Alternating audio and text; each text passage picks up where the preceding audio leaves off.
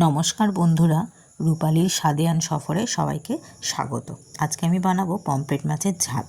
ওই জন্য প্রথমে পমফ্রেট মাছগুলোকে কেটে ভালো করে ধুয়ে নুন, হলুদ আর কাঁচা তেল আর কাগজি লেবু মাখিয়ে ম্যারিনেট করে মিনিট 15 রেখে দেবে। আর এদিকে একটা মিক্সচার গ্রাইন্ডারে সাদা সর্ষে, একটু পোস্তও দিয়েছি, কাঁচা লঙ্কা, 3-4টে রসুন দিয়ে একটা পেস্ট বানিয়েছি। কড়াই গরম হয়ে গেলে সর্ষের তেল দিয়ে মাছটাকে ভাজবো। যেহেতু এই মাছে আঁশ নেই বলে মাছগুলো খুব ছিটকায়, ওই জন্য তেল মাখিয়ে মাছটাকে ভেজে নিয়েছি। যাই হোক, মাছ ভাজার ওই তেলটাতে একটু কালো জিরে ফোড়ন দেব, পেঁয়াজ কুচি দিয়ে একটু হালকা করে ভেজে কাঁচা লঙ্কা দিয়ে দেবো।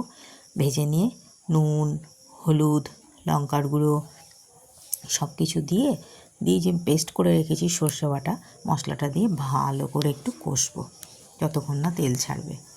কষবো, কষা হয়ে গেলেই, বেশি কষবো না কারণ সর্ষে জিনিস তো তেতো হয়ে যায়, দিয়ে একটু জল ঢেলে নেবো। জল ঢালার পর একটু সামান্য জল দেবো। জলটা যেই ফুটে উঠবে তখন আমি মাছগুলো দিয়ে দেবো। আমার কাছে ধনেপাতা ছিল না, তাই আমি ধনেপাতা দিতে পারিনি। আপনারা ধনেপাতা লাস্টে দেবেন, দেখতে ভালো লাগে, খুব সুন্দর লাগে। কেমন লাগলো বন্ধুরা আমার রান্নাটা, অতি অবশ্যই তোমরা কিন্তু কমেন্ট করে জানাবে। অসাধারণ লাগে খেতে, একবার এমনি করে দেখো।